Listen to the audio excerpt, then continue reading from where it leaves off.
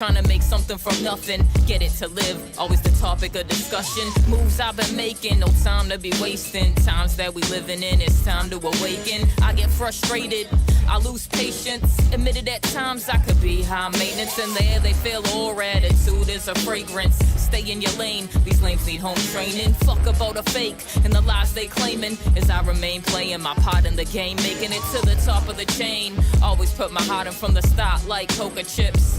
My all in, all these voices, streets calling.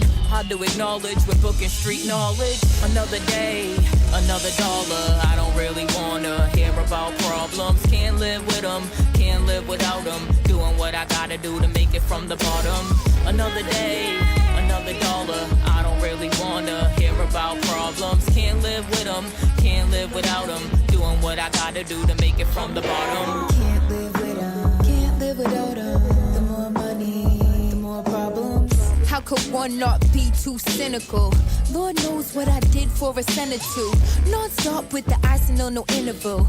You be waiting, taking notes like a clinical. I grind to stay above the poverty line, now I'm the criminal. Crucify my name, yo, my story feels so biblical. Me and Infima, we gon' hit you with the visual. The N, the A, the N, the A, aka Nyla Freak. Think of physique, slicker than sleep. Think it's a dream the way that I leak. Always on point whenever I beam. All about cash like the acronym cream. Give me the beat, I'll treat it like a robbery. I'm tired of dishonesty, what happened to the real? Oh wait, don't do better than them.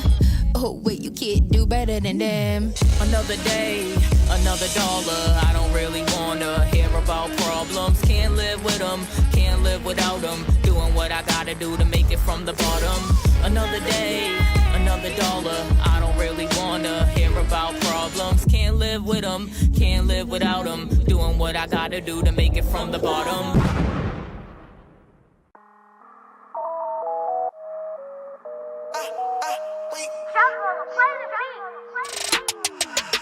Wait, you know the vibe. We pull up on him and up it and slide. My shooter pull off and tuck it and drive. We VIP and you can't get inside. Bitch, you can breathe, you ain't falling in line.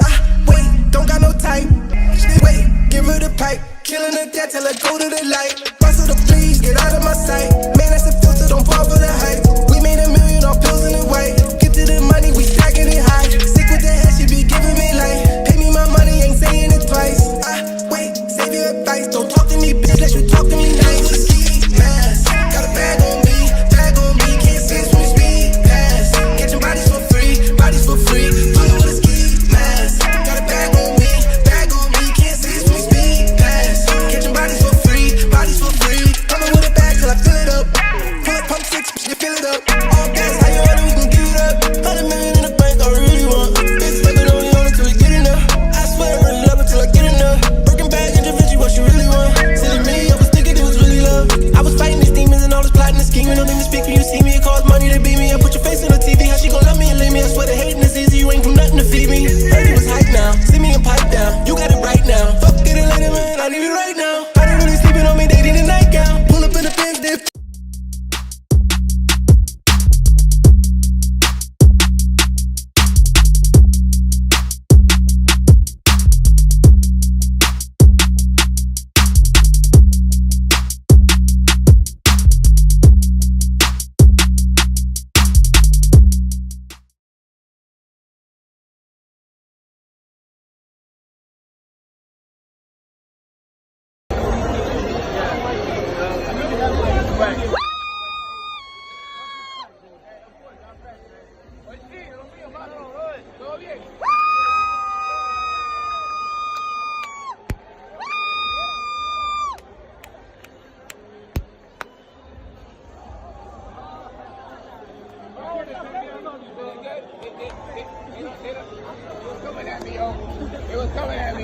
Tap the shit out of him. The guy was coming at me crazy. What?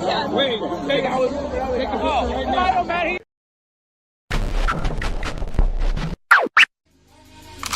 Maybach music.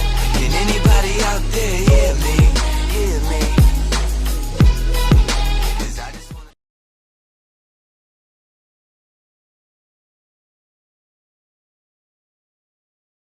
On this team, we fight for that itch. On this team, we tear ourselves and everyone else around us to pieces for that itch. Coming coming in at 320 kilobytes per second. It's time for MattieC Sports.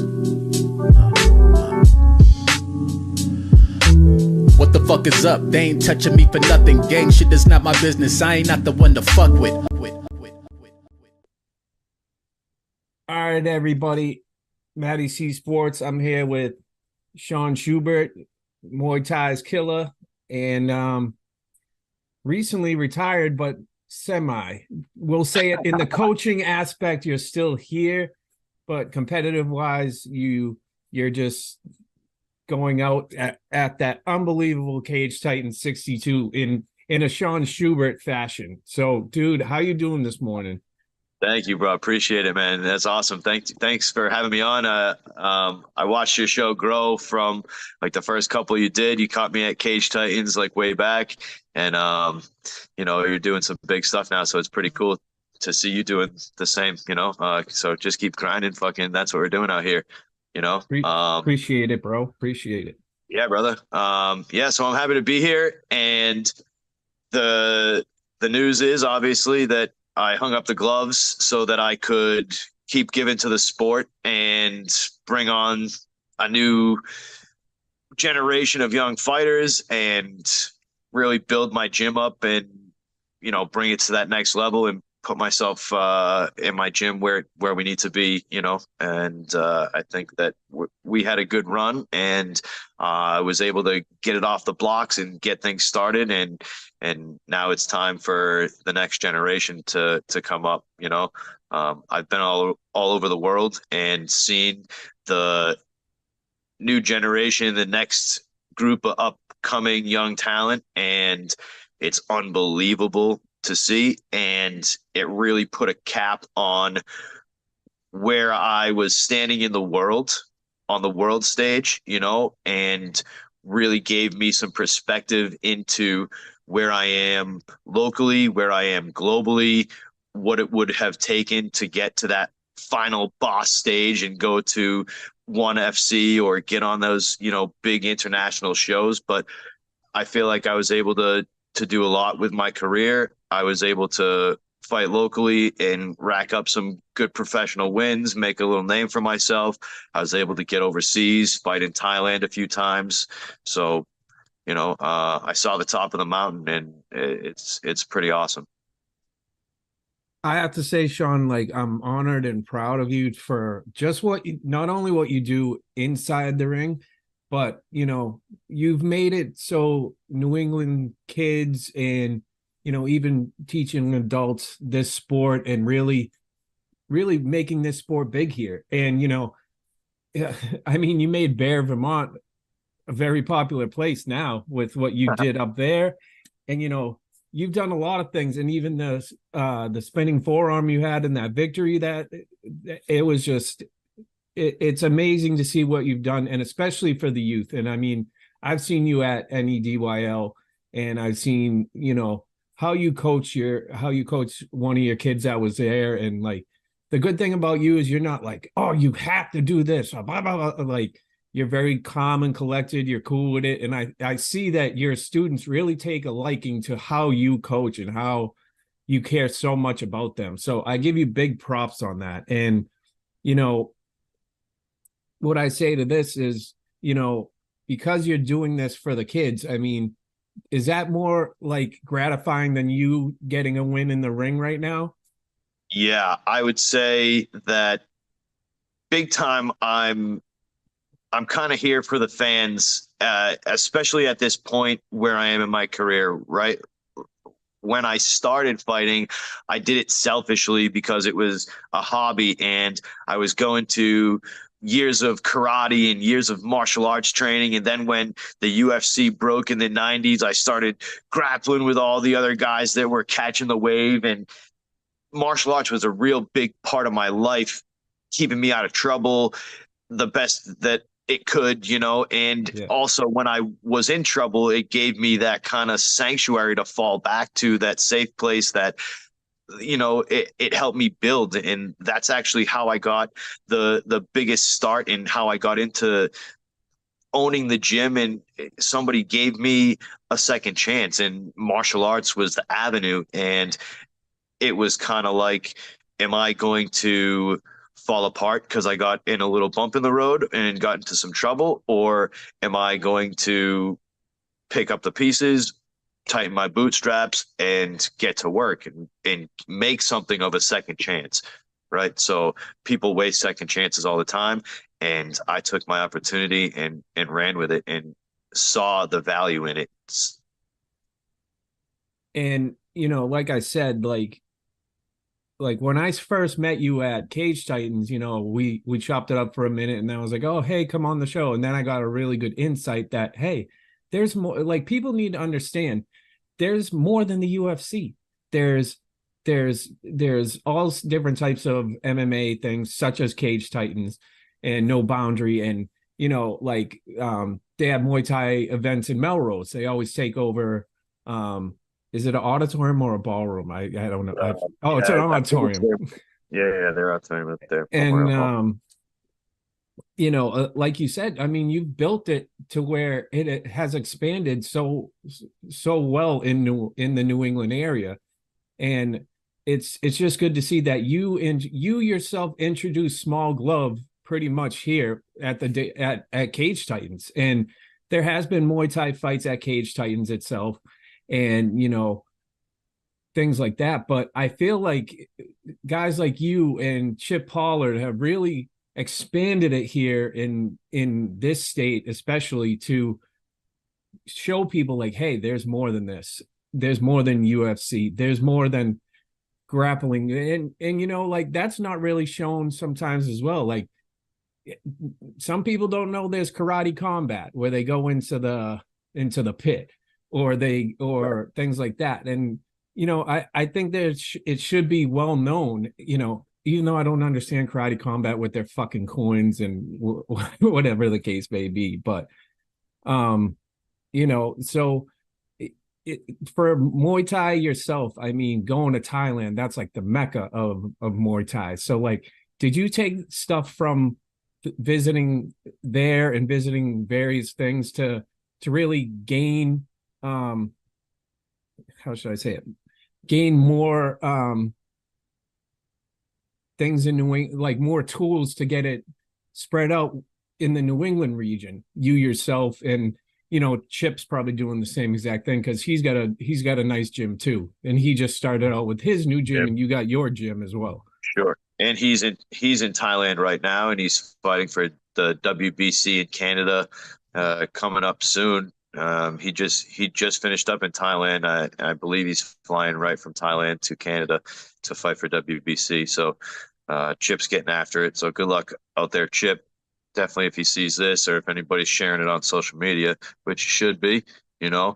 But yeah, you're making a really good point that Muay Thai, like I said, at Cage Titans, is really overlooked in the United States. And we had kickboxing here for a long time, and then MMA took the storm, and UFC got so popular that it buried a lot of the other art forms that are going into a well-rounded MMA fighter. And it's getting to the point now where I think it's coming full cycle, where you had a lot of stuff riding on BJJ because of all the Gracie wins at the beginning, and then wrestling became such a big part of it, and then takedown defense became such a big part of it, and all these little tiny pieces start accumulating because the sport's going to be constantly evolving. Every time people figure out how to streamline it, or how to make things more efficient, or how to score points better, or how to make things hurt more, the game's going to evolve. It's constantly going to do that. It's going to evolve around the rule set that they've been given. So around the grappling, around the striking, you see the new development of the calf kick and all this kind of stuff happening in MMA. And now, like I said, I think it's coming full circle, where guys are going to start also putting a lot of emphasis on the other side of BJJ, which is going to be the Muay Thai part, because you're getting the most well-rounded striking from Thai boxing when you look at pieces that you're going to bring into MMA, and that you're going to try to elevate your career and hopefully get to the UFC. The other thing that I was going to say, circling back to your point about the well-known aspect of Muay Thai, I think that the birth of ONE FC, getting huge in Singapore, getting huge in Thailand, making it onto Prime Video or whatever that Prime I think it's thing Prime. is, right? Either that or Amazon, whatever Amazon, it is. yeah, it's on Amazon, right? So it's whatever it is, but Amazon's running it, so they've partnered up with ONE, and it's been brought over to America, and they know that it's going to be a big thing. They know it's going to explode. They've even worked it so that in Thailand, people are fighting at 10 in the morning so that the show can go off in America at prime time, so they've even shaken up and uprooted some of the ways that they're doing things in Thailand, where instead of fighting at night and having the show be done at overseas time, they're doing it in the morning. So fighters are getting ready, they're weighing in, they're doing all that stuff that normally they would do at nighttime, and they're doing it at 10 o'clock in the morning, and the fights are going off at local time 10 till noon, just so it can get aired at the prime time in America. So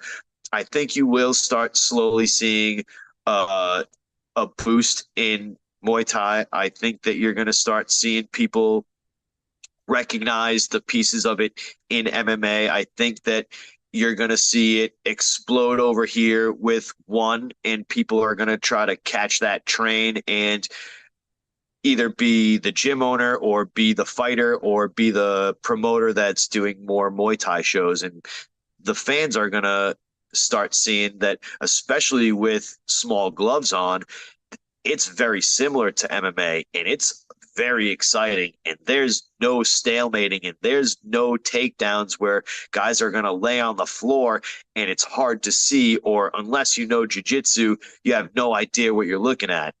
If you have no idea about fighting, but guys are banging on each other, and that it's exciting, and that it's fast paced, and that it's striking and blood and guts and all this kind of like hard nosed action, people are going to start looking at that different, and they're going to start to become fans of that. They're going to start to, elevate that part. And then again, the game of MMA and the UFC, it's going to elevate everything. And and to me, there's different variations of different, Muay Thai, kickboxing, boxing, and MMA. But like, to me, it seems like the fighters respect every aspect of those different combat sports. It's just the fans need to understand that, like, hey, if you go to a Muay Thai event, they're going to be excited. Or you go to a kickboxing event, it's going to be exciting, and boxing and things like that. I've talked to many boxers myself, and one told me one time that boxing's not dead, MMA is dead. And it was one of the most asinine things I've ever heard in my life. And I was like, every combat sport is different in every aspect of it. And if you haven't seen it, like I'm sure you've seen karate combat, I'm sure you've seen like every type of different thing. So it's like, I just think it needs to branch more to where, hey, we're not all competing to have like the so-called ratings. It needs to be known that, hey, like there's various aspects of these sports, but they all blend together in their own ways, in wrestling and all that stuff. So, I mean, it's just exciting to me that you're bringing Muay Thai to this area, and you can tell by the youth that they're excited about it. And, they like in the NEDYL, they love it. Like they loved going into the ring, and they loved going in and being like part of the team, and like even with like a medal or whatever it may be, like they're fighting too. I don't know, they're not fighting for a record, they're fighting to have fun, and that's what needs to happen. Like people lose the fun because they're so obsessed with, I want the WBC title, I want to be a UFC champion, which is all well and good, but I think some lose the fun in it. And I mean, do you agree with that they lose the fun because they're so hyped up about, I need this belt? Yeah, I do think that that is very prevalent, especially in the West. I know from being over in Thailand that they are fighting for different reasons.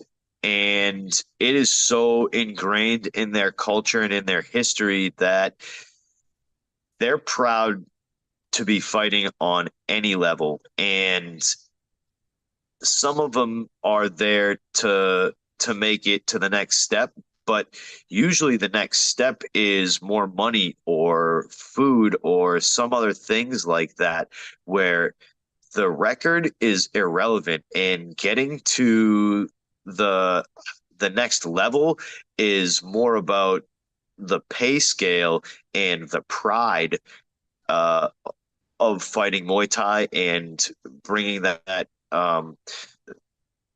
aspect of honor to your family and to your name and all these kind of other things. So much so that they rarely ask what your record is in Thailand. They want to know how many fights did you have. They measure it by how many times you've gone out there and done the rituals, and how many times you've trained, and how well you've dug into the community and to the fabrics of the Muay Thai society there. That's the stuff that gets you into the close knit parts of Muay Thai and the athletes that are training in it.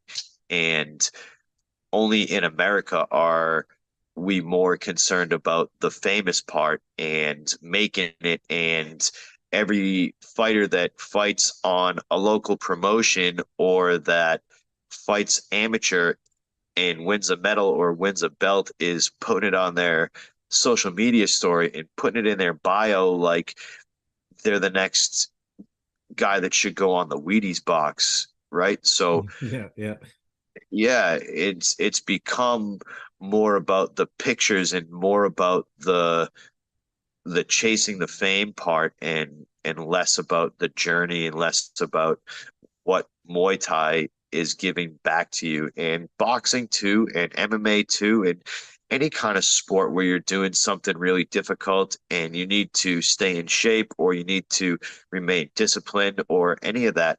It's making you a better person in the long run. And if you're doing it for the fame or if you're doing it for the money, that's cool, but the chances of getting there are slim, and the work that you need to do is really hard, and the people that are at the top and are competing at the highest echelon are going to be really disciplined and really tough, and they're going to work whether they're motivated or unmotivated, and they're going to do it to get the job done and to stay at that highest level. It's, like I said, less about the fame and more about bringing that pride to your name and being a fighter.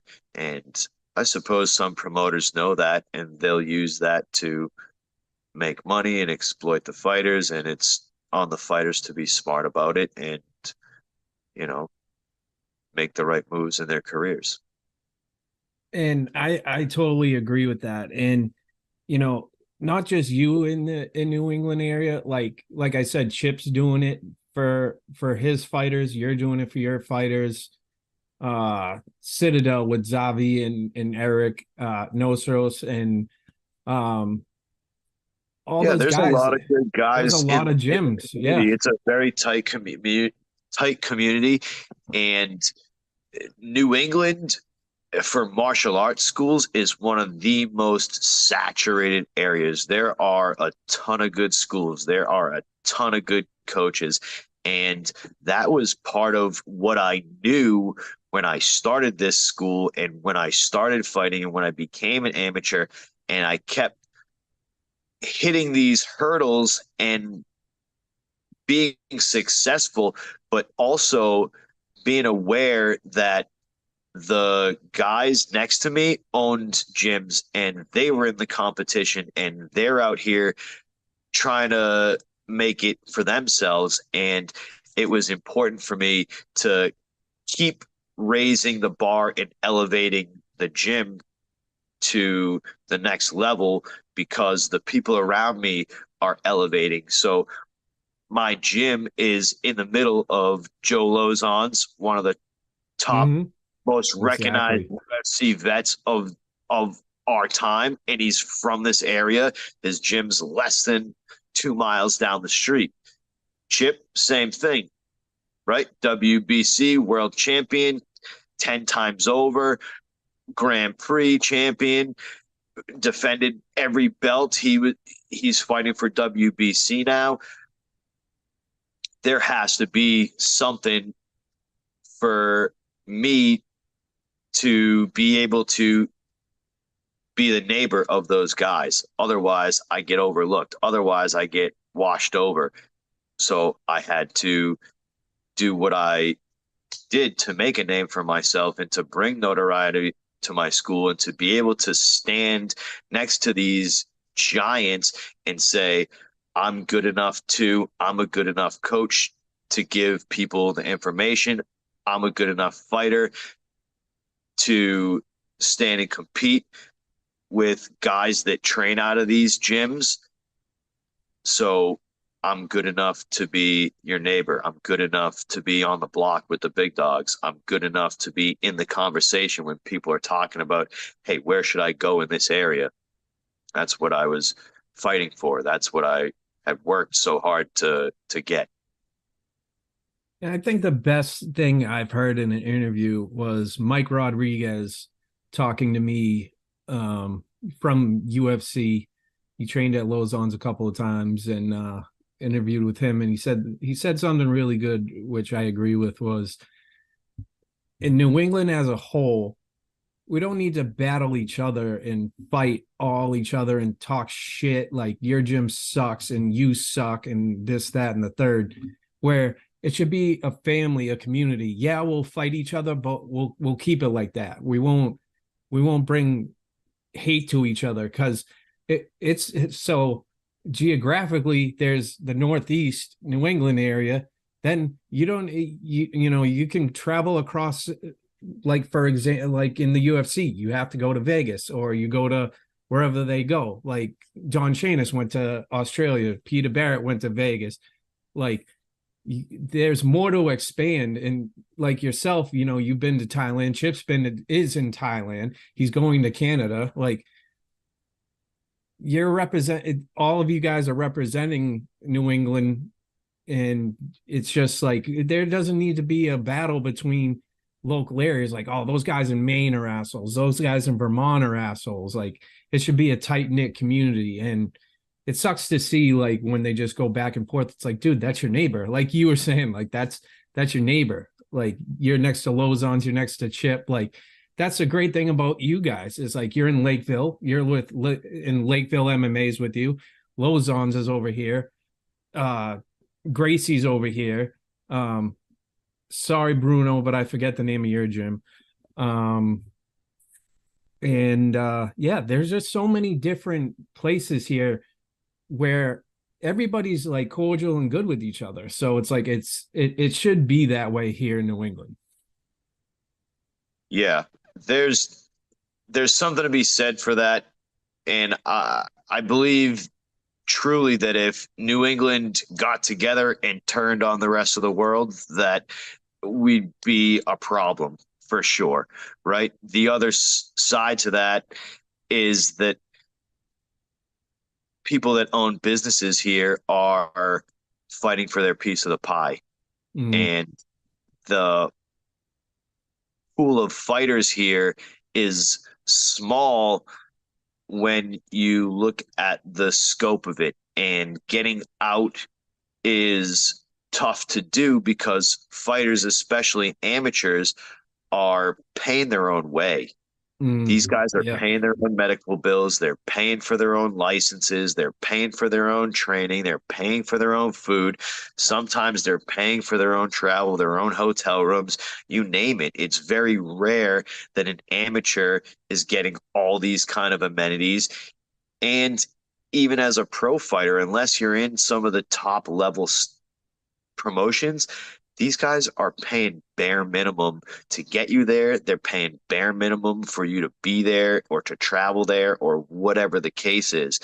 And without going out and doing your own legwork and getting your own sponsors and getting a manager that's going to help you make the most money and let you keep the most percentage instead of raking you over the coals for doing the work, it's a tough, tough, tough game. And it's hard for people to spread out and get to other places. It's tough for people to get to the other side of the world. It's tough for people to get across the country and fight in Vegas or LA or some other thing like that, especially when you're paying your own way. So the opportunities are slim. The pay is nil to not very much at all. And it's tough to get out and get around. So these guys are kind of forced to compete against each other, which kind of naturally brings this jockeying for position amongst gyms where we could be working together, but the opportunities that are presented to us mean that we have to fight each other or that we have to constantly compete against each other, which obviously in a capitalist society, right? Competition is good for you to drive business up and so on and so forth. And people argue that just being saturated is going to bring recognition to the area. But at some point, somebody's going to lose out. At some point, somebody's going to lose a student to somebody else or a potential client to somebody else. It's just how it goes. So there's definitely ups and downs. There's definitely good things about it. And if it were purely for sport or purely for activity, then yeah, maybe you'd see more guys teaming up and you'd see more guys pulling together and instead of fighting over, who's going to eat. And that's a great point in what you said about like amateur fighters and like they're paying for their equipment, which isn't cheap.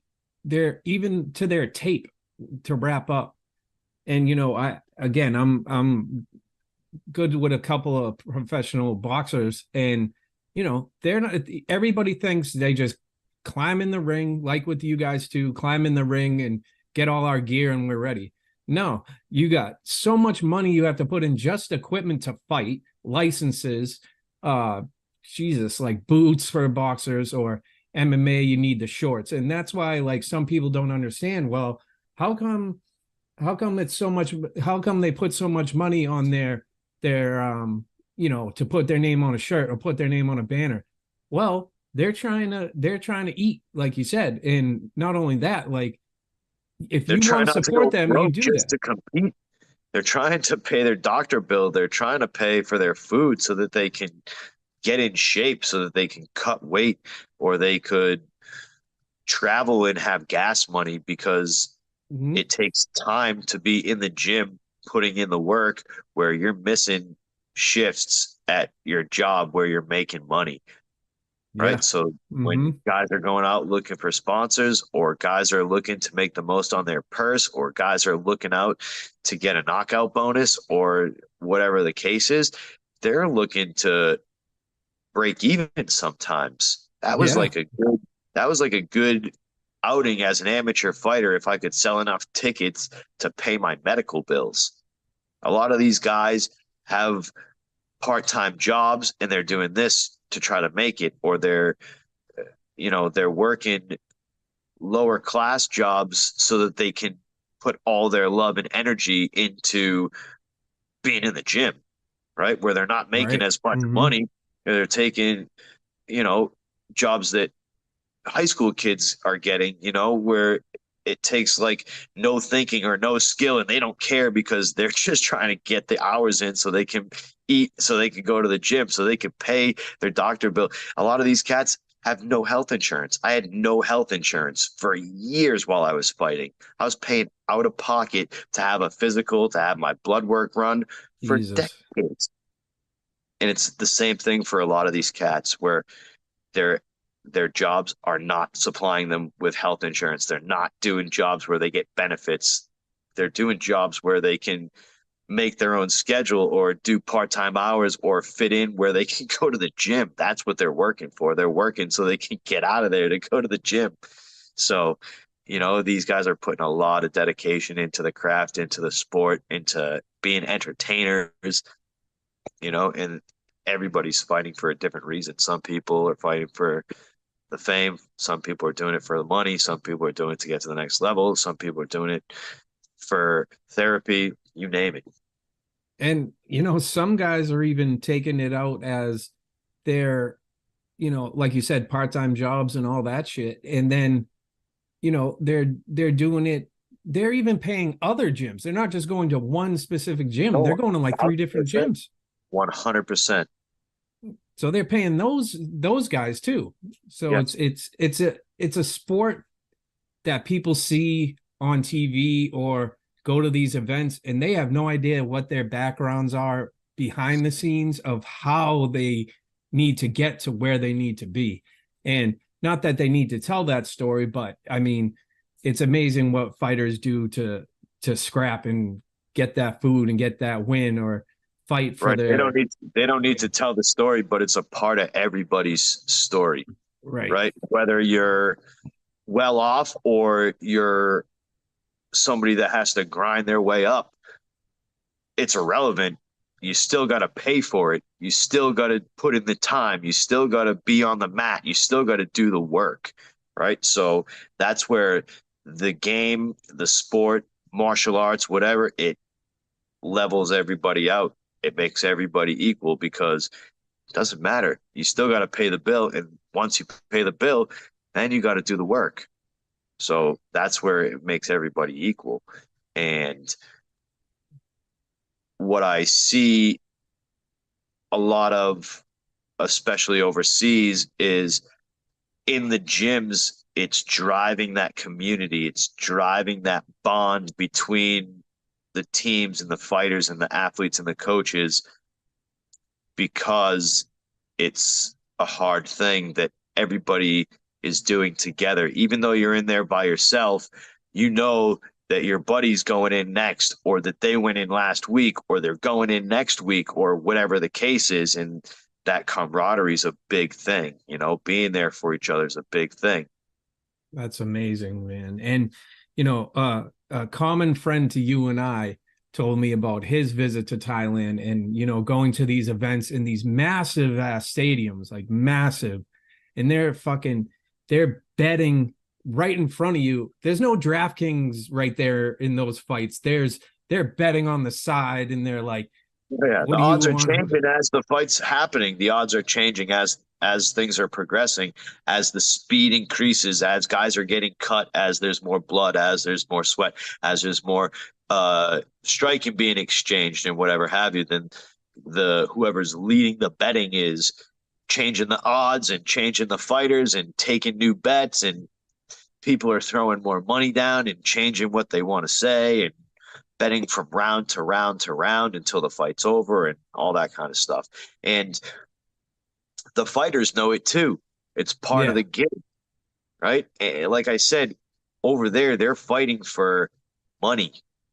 It's has nothing to do with fame. You could be fucking somebody that's just fighting at the Village all the time, but you're fighting every week. You're fighting every couple days. There are guys that will go out there and they know that they've lost on points, so they'll pretty much just surrender the last round or the last 2 rounds to say hey, I know I lost. Let's just stay out here and entertain. Nobody needs to get hurt. We both need to get out here and fight in a couple days, or we both need to get back out here and fight next week because we both need to make money. And same thing with the betting aspect.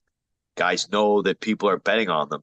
Guys know that they need to fight to win more money. Some guys will even bring their whole village to bet. And when these guys win the fight, their whole village wins. So it's less about that's amazing. A selfish, greedy ass. It's your whole family's going to eat. Your whole village is going to eat because you won the fight. They let it ride on you. what's the adrenaline like there, dude? Like you being, because I'm sure you've seen fights over there. Like what's the like the scene over there? Is it like chaotic, or is it like or is it just like a whole nother world?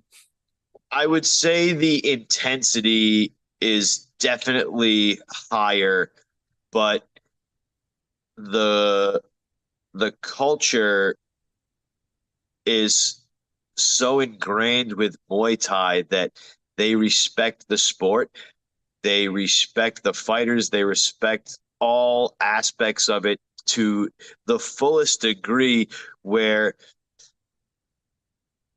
they glorify the fighters so much. Even when you lose, they revere you. The winners will win fights, and guys will come out all banged up and have bruises or cuts or stitches or whatever to show for their battle. And the newspaper will interview the guy that got 30 stitches in his face and put his picture in the paper and show everybody what this guy did for Muay Thai and what this guy did for the culture and what this guy did for the scene. The winner already won, and the winner already feels good. And the way that it is over there, they're like, well, put this guy that got stitches in his face in the newspaper, play that guy's roll up too, because the winner's going home with a fat check. The winner's going home with all his pride elevated to the highest degree. The other guy is the guy that needs to be picked up. The other guy is the guy that put his body on the line to entertain and give to the sport and bled for the sport. And he is a warrior for going out there and doing the work and putting the maximum bet out there and swinging for the fences. And whether you win or lose is irrelevant to them. And it seems like that, coming from my eyes, like, you know, the record is a record like you have in the sport, but it feels like in Muay Thai, it's like, well, I have this record, like whatever. And like you guys still fight on and fight on and fight on, where it's like what you just told me, like, oh, it's kind of like, I respect fighting you and this and that, and then next week I'm gonna fight again, and they do it with bloody eyes and all that. Yeah, a lot of these cats fight from the time they're kids, teenagers, professionally. None of this headgear, chest protector, shin pads, elbow pads. You're either fighting or you're not fighting. That's it, right? There's no jelly beans and powder puffs and marshmallows and all this other stuff. When you go over there, there's little kids from the farm. They set up a ring in a field, and everybody comes to watch, and the villages come to fight against each other for the sport, to bet, to raise money, to bring these kids up and bring them to the next level so they can move to the city, so they can fight at a local stadium, so that they can grow a name for themselves, so they can get more fans, and so on and so forth. But there's no fighting with headgear. There's no fighting with shin pads. There's no fighting with a chest protector and feeling it out. These kids are out here fighting for real, with elbows and knees and full rules, hitting each other with kicks in the neck and knees and elbows in their faces. But by the time they're 19, 20, 21, whatever years old, they've had 100 fights. Yeah, guys that are in their 20s, or guys that are in their mid 20s and early 30s, they've had a couple hundred fights by then. So, oh fuck, man, the record is less and less relevant, because you got like 200 fights. It's all about experience. Who cares how many times you won? Even if you won 30 or 40% of those, like, the experience that you have from fighting that much is just unfathomable. Most of these guys, they're fighting so young, and having so many fights, by the time they're in their early or mid 20s, they're retired. Yeah. There's very few guys that are in their late 30s, 40s, 50s that are over there fighting, because the pool of fighters are so young.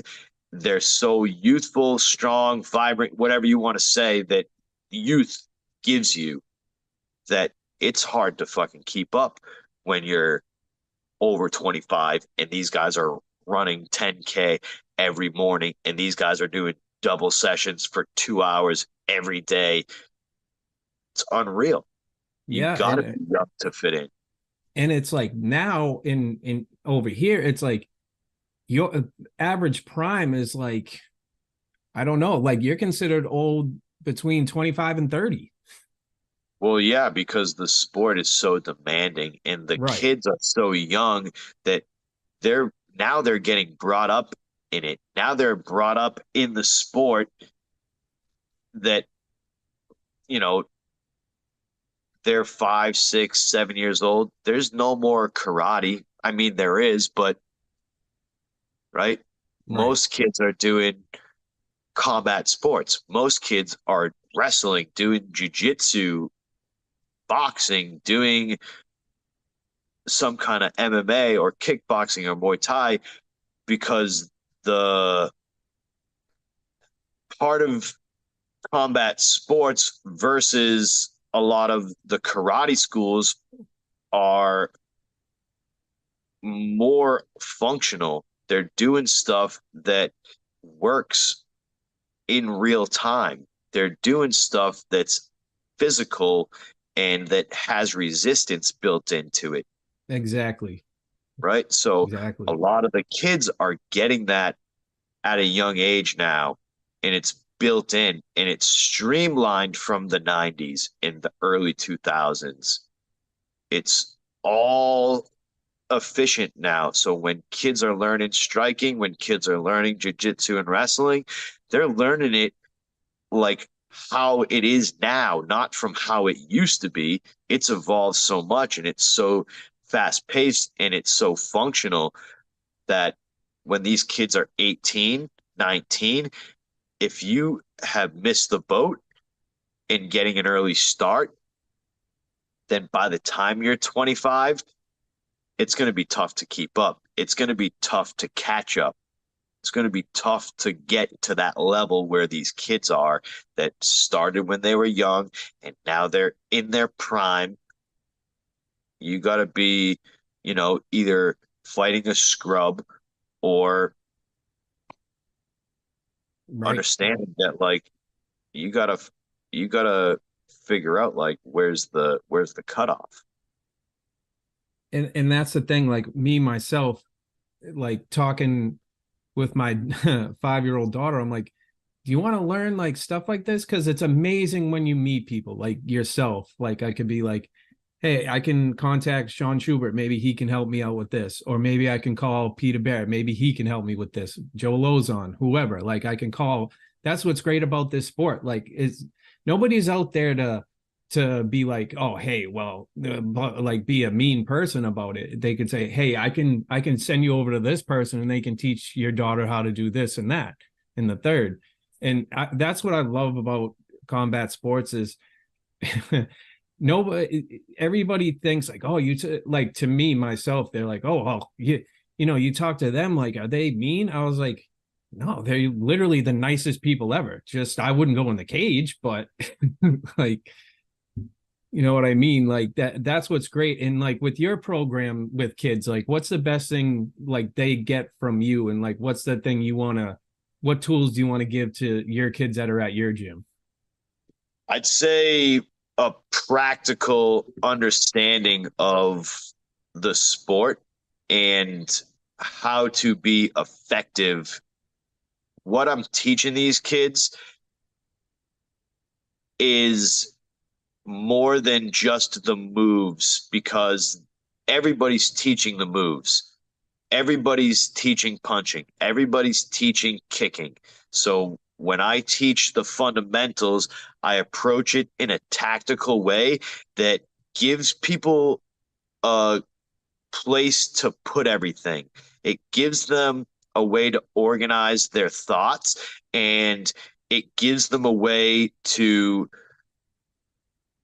do things that come natural to them instead of things that I think should come first or that traditionally comes first. I like to paint a picture, teach the kids what the sport is. I like to give a lot of what would be like a soft skill instead of like a technical skill, meaning teaching them discipline, teaching hard work, teaching them focus and concentration, and giving them, again, the recognition skills to become functional in a practical way instead of being technique driven and overloading them with moves that they're going to forget or that they might never use or that they're going to have to think about the details of while they're getting run over in fighting or sparring or something like that. So what I'm really doing that's different than everybody else is teaching the skill of staying on track, holding your intentions, identifying where are the big chunks and what moves live in those areas that are good for you, that fit your natural abilities. Gotcha. And I respect the hell out of that, man. You got to teach me to defend the leg kick because my daughter has a pretty good leg kick, bro. Yeah. 5-year-old with a dirty leg kick. She can kick me right in the middle of my leg, bro. Like she's like a target, bro. Like she gets it all. Okay, I'll get you squared up. You'll never get picked on again by any 5-year-olds. So I mean, man, so going into my last things, like with that fight you had a couple weeks ago on the 11th when you fought Arslan Otychiyev, I think that's how you pronounce it. So, you get the knockout in the first round, and just like from me seeing it from the outside, like seeing how emotional it was for you, like the adrenaline and all that stuff, like was that the go out you wanted to go out in? Yeah, I mean, obviously, right? Like that's like one of the best ways to go out is going out swinging, getting a big win, and that was a nice win, by the way.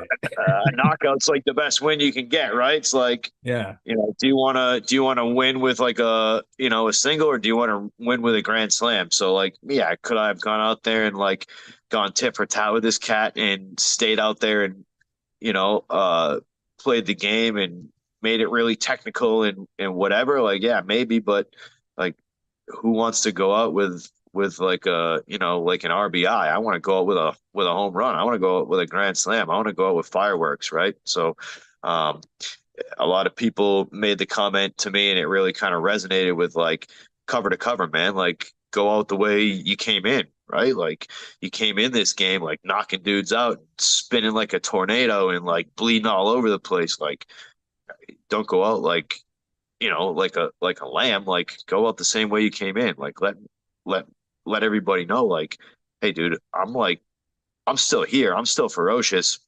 I'm retiring because I know it's the smart move to make in my head. In my heart, I'm a fighter. In my heart, I'll fucking fight you to the end. In my heart, I'll do this till I'm 80, 100, dead, whatever you want to say. Like, kill me, right? But in my brain, I know that go out on top. I know in my brain there's a ton of fighters that hang on too long and they wither and they get beat up in the sport and the career goes down the tube and all the hard work and reputation gets overlooked because they turned into somebody that held on too long, and now you're getting beat up. Now you're racking up L's instead of racking up KOs or whatever the case is, right? So, I know, like I said, in my head, it's a smart move to make and it's the time to make it. In my heart, I'll be a fighter forever. I'll be a dog forever. And, like you can't change that. You can't take that out of somebody, but I'll be a smart dog. So Bro, I mean, to see how you've been in your career since I've met you has been absolutely amazing. And I appreciate what you've done for this sport around here and, doing your homework, going globally to go see in Thailand and, go see all these things and have such a reputable gym here in New England. And, what can people do to help promote Muay Thai itself, and also like what you offer in your gym, like how people can go to your gym, see your gym, maybe have some classes with you and things like that? How can they do that? yeah, man. Obviously, social media is huge. So sharing, get dug into the community, start learning the sport, start talking about it, bring your friends to shows, support local fighters, buy their tickets, right? Go out there and make it a big deal. That's going to bring the most awareness to the community. It's going to bring the most publicity to Muay Thai and to whatever we got going on locally. And my gym is open enrollment all the time. We have a great step program for people that are beginners, and we have a good general population and an elite level of strikers for any pros or anybody that's a high level amateur that wants to come in and get extra work.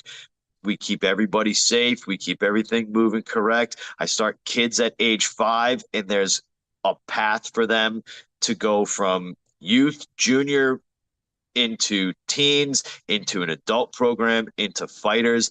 I have an apprentice program where I'm working with several guys right now that are in their early 20s. A couple of them are teenagers, a couple of them are older, and we're learning how to build the business and bring more training to the area and get the word out. So if you're in the Lakeville, Taunton, Middleborough, Bridgewater area, gym's open. It's a super friendly place. I got tons of great trainers plus myself. We're always here. We're always giving out great information. The classes are totally something that beginners can hop into, get their feet wet, and then grow inside the program all the way up to being an apprentice or a trainer or a fighter. So come on by. I guess fucking 155 Millennium Circle is the address. You can find us on YouTube. You can find me on Instagram, Shaun Red Seal Muay Thai. That's it, man. Well, yeah, you already put it in my head. 5-year-old and in the Bridgewater area. I think we're good. That's it, man. Yeah, come on down. And so, Shaun, I thank you for coming on the show. And my last question to you is, bro, for you with all the programs you have, is there any tournaments or anything with your fighters coming up that you want to shout out, like any of your fighters or anything? Yeah, for sure. I got a good team of fighters. I got a lot of cats that are coming up. I got some cats that are cross training here. So we're definitely looking to make a big splash 2024. The NEDYL is opening back up. We just got all signed up for US Muay Thai. So we're going to be bringing our cats to Delaware and to Colorado and start traveling a couple of these like US Muay Thai events.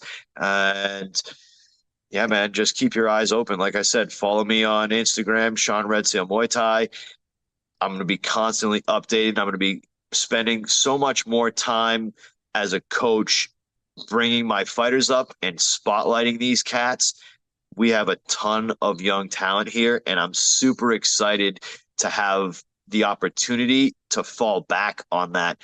After being a fighter and promoting myself for so long, I'm going to be super excited to show these young kids how to promote themselves, but also be a big fan and help these guys raise up and help elevate them. Awesome. And absolutely, Shaun, you know me. I promote anybody that helps me, your family in my eyes.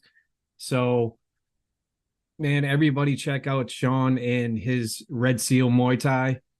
They're an unbelievable place. And this guy is an absolute, like, I'm not going to say legend because you're still active in the game. So till you're sitting on the couch watching Muay Thai across the world, then I'll say legend. Right on, Matty. Thanks, man. I appreciate you having me on. It was great to talk to you again. Absolutely. And everybody, Shaun Shubert, MattieC Sports, good night, Sadie, and thank you. Thanks, bro. Appreciate it. Thanks for watching MattieC Sports. Make sure to follow MattieC on MattCameron23 on Twitter, MattieC23 on Instagram, and subscribe to MattieC Sports on YouTube. They ain't touching me for nothing. Gang shit is not my business. I ain't not the one to fuck with. I bring the flow with lyrical stamina, rapping a million miles. One point I'm an animal, then I'm a cannibal, taking my pick and I pounce.